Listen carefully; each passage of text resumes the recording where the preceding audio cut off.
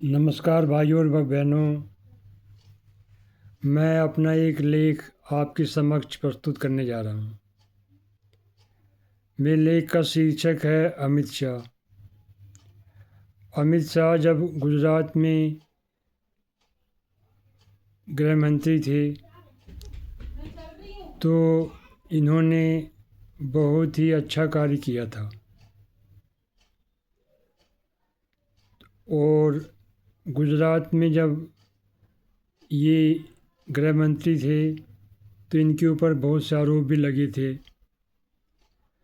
गुजरात से जब ये केंद्र की राजनीति में आए तो इन्होंने बहुत अच्छा कार्य किया।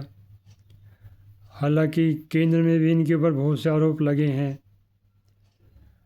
पर इनकी अच्छाइयों और बुराइयों को एक साथ प्रस्तुत करके मैंने अपना ये लेख लिखा है।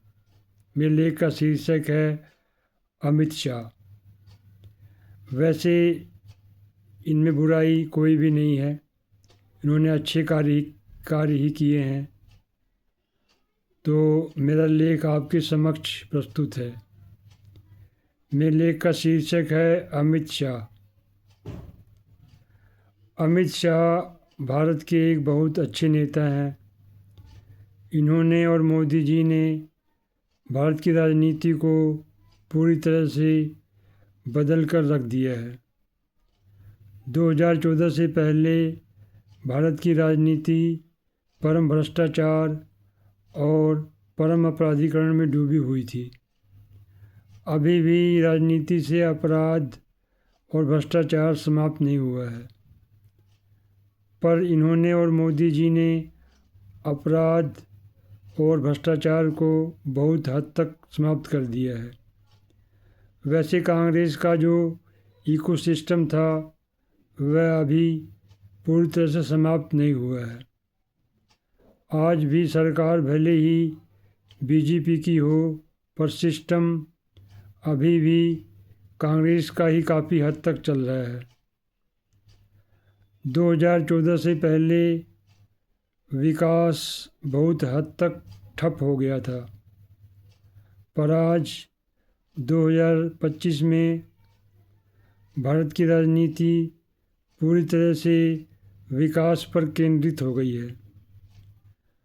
राजनीति से अपराधियों और भ्रष्टाचारियों की विदाई होना शुरू हो गई है।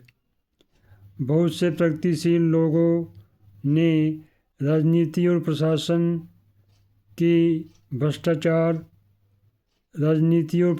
को भ्रष्टाचार और अपराध से मुक्त होने के तरीके बताने शुरू कर दिए हैं। आज भारत विश्व की चौथी सबसे बड़ी अर्थव्यवस्था बन गया है। कुछ ही वर्षों में भारत विश्व की तीसरी सबसे बड़ी अर्थव्यवस्था बन जाएगा। आज भारत सभी क्षेत्रों में असाधारण विकास कर रहा है। जब अमित शाह जी गुजरात में थे तब इन्होंने बहुत ही अच्छा कार्य किया था।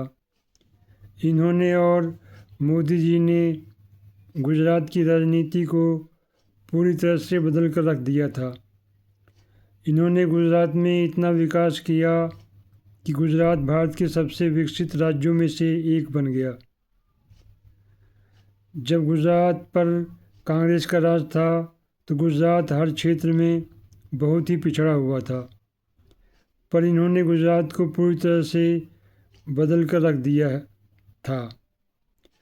आज कांग्रेस पार्टी गुजरात से पूरी तरह से गायब हो गई है।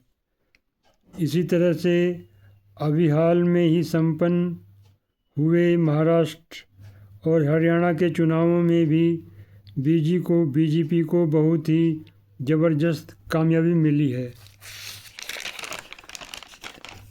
अमित शाह जी और प्रशांत किशोर जी बहुत ही श्रेष्ठतम चुनावी रणनीतिकार माने जाते हैं, पर 2024 के चुनावों में अमित शाह जी की रणनीति काम नहीं कर पाई और प्रशांत किशोर भी 2024 में इनसे अलग हो गए थे, क्योंकि मोदी जी को अमित शाह को और भाजपा के अन्य नेताओं को अति आत्मविश्वास हो गया था।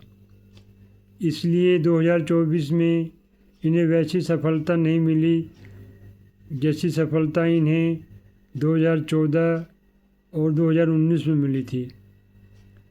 राजनीति में अति आत्मविश्वास बहुत ही खतरनाक सिद्ध होता है। वैसे किसी भी क्षेत्र में अति आत्मविश्वास बहुत ही खतरनाक सिद्ध होता है। 2024 में मोदी जी ने, अमित शाह ने और भाजपा के अन्य नेताओं ने ढंग से अपने विकास का प्रचार प्रसार नहीं किया और विपक्ष के परम घटिया षड्यंत्र को जनता के सामने ढंग से बेनकाब नहीं किया। इसीलिए कांग्रेस और सपा ने इन लोगों को ज़बरदस्त झटका दिया था। अभी हाल में संपन्न हुए महाराष्ट्र और हरियाणा के विधानसभा चुनाव में इन्होंने नारा दिया था कि बटोगे तो कटोगे। ये नारा बहुत ही महत्वपूर्ण था और इसने अपना काम कर दिया। जातियों में बटोगे तो कटोगे। अमित शाह जी, मोदी जी और भाजपा के अन्य नेताओं को बहुत तेज़ी से घर वापसी का आंदोलन चलाना चाहिए, क्योंकि भारतीय समाज एक बहुत बड़े खतरे से गुजरने वाला है। वह खतरा है जिहादी आतंकवाद का। जिहादी लोगों ने घुसपैठ करके और जनसंख्या विस्फोट करके अपनी जनसंख्या को बहुत तेज़ी से बढ़ाया है। इस खतरे को अमित शाह जी ने और मोदी जी ने ठीक से नहीं पहचाना है। भाजपा सरकार ने जिहादियों की भरपूर सहायता की, पर जिहादियों ने इन्हें वोट नहीं दिया। इस प्रवृत्ति को ये लोग आज भी समझ नहीं पा रहे हैं। जिहादी लोगों की घर वापसी बहुत ही ज़रूरी है, क्योंकि जिहादी लोगों को बचपन से ही यही शिक्षा दी जाती है कि हिंदू काफिर हैं और उन्हें जहाँ भी देखो उन्हें वहीं पे मार दो। हालांकि अमित शाह जी ने और मोदी जी ने और भाजपा के अन्य नेताओं ने को भी ये पता है कि मस्जिदों और मदरसों में बहुत ही खतरनाक शिक्षा दी जाती है, पर फिर भी ये लोग इस समस्या के प्रति आंख मूंद कर बैठे हुए हैं। आज भी ये लोग इस समस्या को समझ नहीं पा रहे हैं। वैसे अमित शाह जी और मोदी जी ने बहुत ही श्रेष्ठतम और महानतम विकास किया है और अभी भी कर रहे हैं, पर कुछ ऐसी खतरनाक समस्या हैं जिन्हें इन्होंने ध्यान नहीं दिया है। इस विषय पर ये दोनों नेता और भाजपा के नेता बहुत ही बुरी तरह से असफल हुए हैं। शिक्षा के क्षेत्र में भाजपा ने बहुत ही शानदार कार्य किया है। विज्ञान के क्षेत्र में भाजपा ने बहुत ही शानदार कार्य किया है, पर कुछ ऐसे विषय हैं जिस पर इन्होंने ध्यान नहीं दिया है। वह विषय है जिहादी आतंकवाद का, बांग्लादेशी घुसपैठियों का और जिहादियों का जनसंख्या विस्फोट का। वैसे अमित शाह जी पर कुछ आरोप भी लगे थे, पर उन आरोपों में कोई भी दम नहीं था।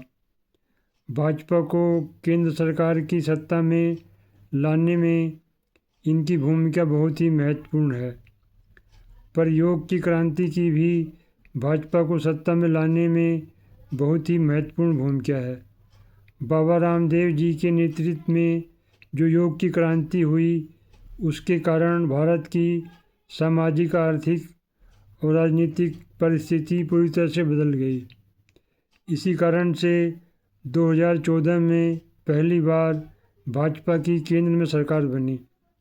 वैसे मोदी जी का योगदान भाजपा को सत्ता में लाने का बहुत ही महत्वपूर्ण है।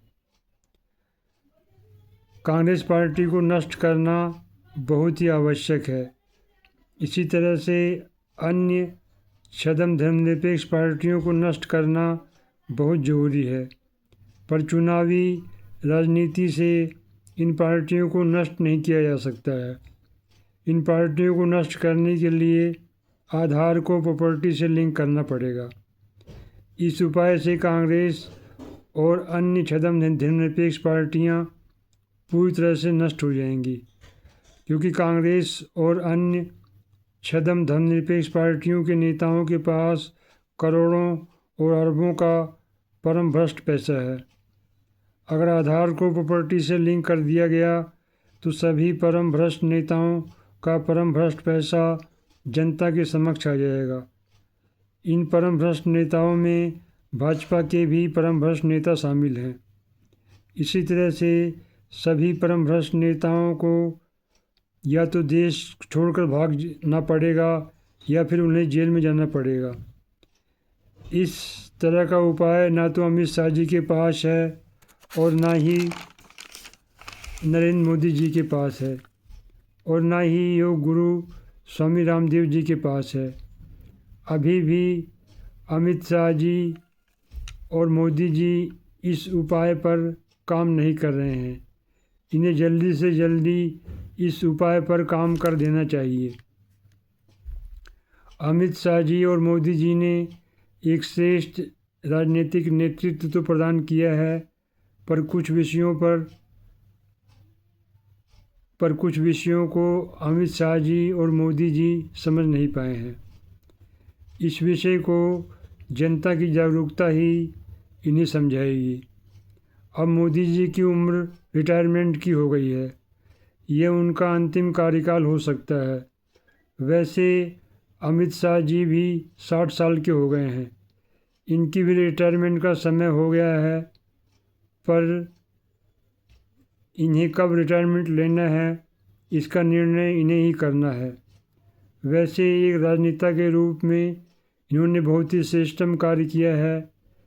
इन्हें हमेशा एक श्रेष्ठतम राजनेता की तरह से याद किया जाएगा। इन्होंने भारतीय समाज के विकास में बहुत ही श्रेष्ठतम ढंग से कार्य किया है। इस तरह भाइयों और बंधुओं, मित्रों और भाइयों, मेरा ये लेख समाप्त होता है। मेरे लेख को सुनने के लिए और मेरे वीडियो को देखने के लिए आपका बहुत बहुत धन्यवाद। अगर आपको मेरा ये वीडियो पसंद आया हो, कृपया मेरे चैनल को सब्सक्राइब कर लें, लाइक भी कर दें, शेयर भी कर दें, बेल आइकन भी दबा दें। वंदे मातरम। नमस्कार। भारत अमर रहे, भारत के लोग अमर रहें, भारत विकास करता रहे। जय हिंद।